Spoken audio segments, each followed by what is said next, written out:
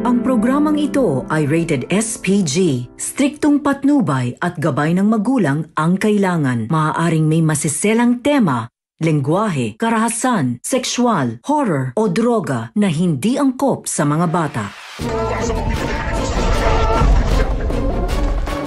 Sa patuloy ngang pagsusugal nitong si David sa pasugalan ni Tanggol ay matatalo nga ito ng 250 milyon at habang hinihintay nitong dumating si Atty. Vera ay pahihiramin naman ito ni Divina ng 50 milyon para makabawi daw ito. Pero talagang minamalas na nga itong si David dahil natalo lang ulit ang hiniram nito.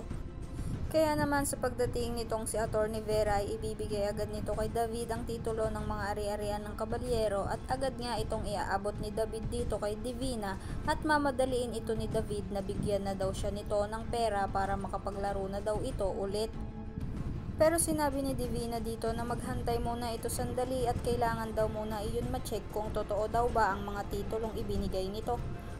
Pagpasok nga ni Divina sa opisina ng pasugalan nila ay agad nitong iaabot kay Tanggol ang titulo at sasabihin nito dito kay Tanggol na isa daw itong Montenegro at baka may connection daw ito sa tatay nitong si Ramon Montenegro.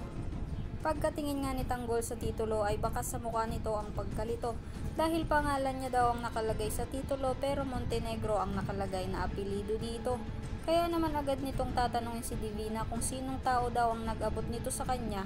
Agad namang ituturo ni Divina sa CCTV kung sino iyon. At nang lapitan nga ni Enteng ay laking gulat ng mga ito na si David ang itinuturo nitong si Divina. Dito nga ay mapagtatanto nitong si Enteng na matagal na palang nagpapanggap itong si David bilang Tanggol at ninakaw daw nito ang pagkatao na dapat si Tanggol mismo ang tumatamasa sa yaman ng mga Montenegro.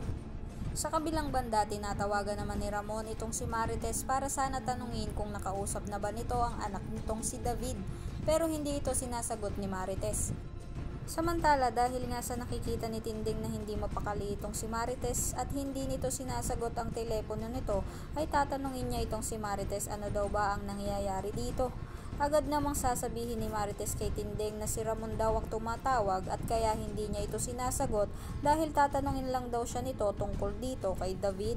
Kaya naman sa di pagsagot nitong si Marites sa tawag ni Ramon ay nagpasya ito na puntahan na lang ito sa bahay nila.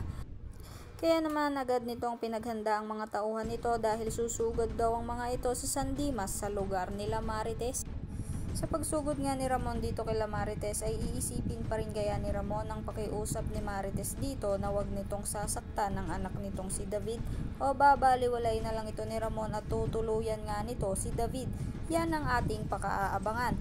Kaya naman kung patuloy kang nakasubaybay sa mga mainit na kaganapan ng Batang Quiapo ay wag mo namang kalimutang i-like ang video na ito and don't forget to subscribe. Thanks for watching. Bye bye!